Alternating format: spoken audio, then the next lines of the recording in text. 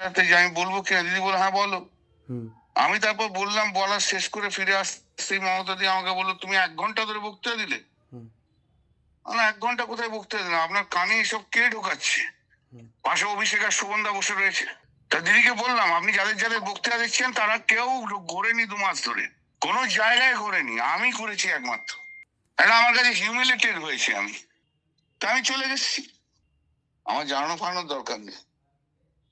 এই দলে যে যত খাটবে তার পক্ষে তত মুশকিল।